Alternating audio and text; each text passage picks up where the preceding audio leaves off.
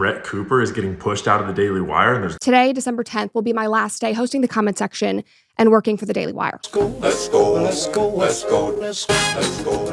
Tim Pool is leaving the world of independent media and going to work for the Daily Wire. Welcome to John Mike Keene. The rumors are turning out to be true. Thanks for watching. As usual, like, subscribe, and share as we dig into the business of right-wing political media. Let's go. my buddy James just got a scoop from an inside source that Brett Cooper is getting pushed out of the Daily Wire, and there's this whole crazy contract thing. And I just got word from a source at the Daily Wire that Brett is not the only big name that is on the way out at Daily Wire.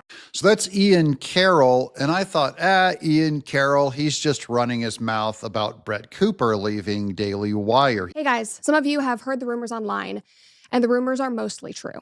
Today, December 10th, will be my last day hosting the comment section and working for the Daily Wire. Now, Brett Cooper's leaving supposedly was over money, but I don't know the details on that. And I don't really care. Brett Cooper is a great talent. I think she's very ambitious person, very talented. She's going to move on and probably end up making more money, so not a big deal. Daily Wire launches a whole lot of talent and gets a lot of people seen. But this goes back to, I keep thinking back to Steven Crowder, who I've also known. He's had me on his show a couple of times, and he had a financial problem with Daily Wire, and it has to do with YouTube. All of this stuff revolves around YouTube. But I think the place to start is with this super controversial video from Steven Crowder from a year ago, where he turned down a $50 million contract from the Daily Wire. Bloomberg reported that Crowder complained that they weren't going to pay him enough, but that is not what Crowder was claiming. Because it's not about the money. It's kind of unreal to me that the only thing these people can still talk about is the money. The conversation was about conservatism, the movement, and big tech. They keep talking about money. I'm talking about a country. I'm talking about a movement. I'm talking about making a difference. It's not about the money, and Jeremy and the Daily Wire know that. I'm not here to throw shade at the Daily Wire or Steve Crowder or Tim Pool. I'll only say that I disagree with Steve Crowder here, that to Daily Wire, it's only about money, and to Steven Crowder, it's only about conservative free speech. There is a balance every person in the world has to reach. Steven Crowder pays his crew.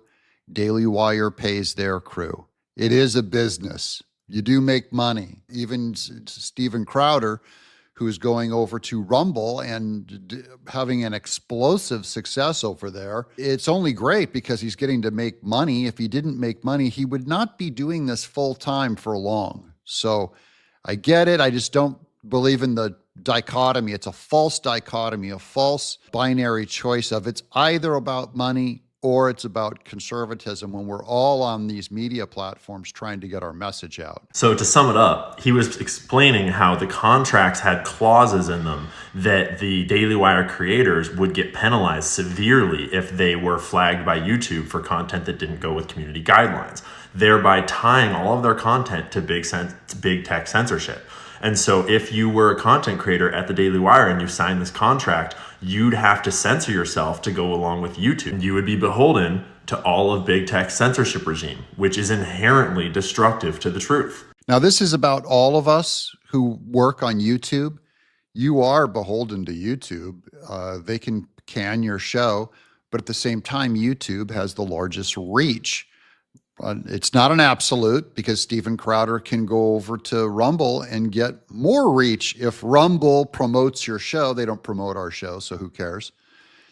They don't owe anyone promotion either. I can see why to Rumble it'd be very good to promote Steven Crowder's show. They need some flagship shows, dedicated content over there that isn't just terrible. And Steven Crowder is not just terrible. He's really funny. But the idea that a company like Daily Wire would have to have a clause like that, given how much of their income and spread and notoriety comes from YouTube. Even all of their subscribers that they get to get the Liberal Tears mug over at Daily Wire, they have to perform on YouTube outside of behind their paywall.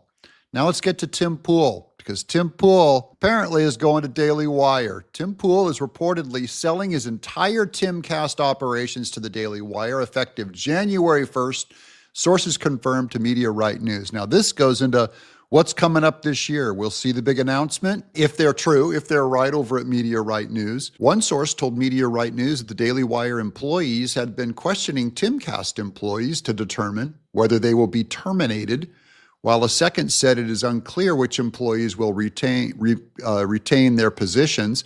Again, that's normal due diligence for any company to look into your employees. I assume all of them that check out who are willing to willing to move, will get to keep their jobs. Sources spoke on condition of anonymity due to concern of legal reprisals. It is also understood Pool is moving to Nashville, and any employee retained will need to relocate after many were required to move to West Virginia to begin employment. Yes, if you want people in your office, they have to move to where your office is. So it's in West Virginia, you move to West Virginia. If it's Nashville, you go to Nashville. Even Tim Pool has to move to Nashville if he wants to be in the office. I live here in Tennessee. Hopefully I'll get to have a cup of coffee with Tim Pool. Pool recently commented on the Daily Wire split with Brett Cooper without disclosing his deal with the Daily Wire. I'm sure he had some kind of a gag order and can't talk about it, or he would talk about it. To me, this is all good news. I like when when people remain employed, you get a different employer, that's fine. But Tim Pool is no longer going to be the Tim Pool independent guy. Now he's going to be Tim Pool over at Daily Wire. And I don't see why Daily Wire would want to change his format at all. They don't need to change anything. You're buying what's successful and you bring that success into your company. So I don't anticipate any big changes. We'll see at the beginning of the year when he starts doing more formal Daily Wire content. If this rumor's true, I'm John Mike King. What do you guys think? Did Tim Pool make a mistake selling the whole taco to Daily Wire?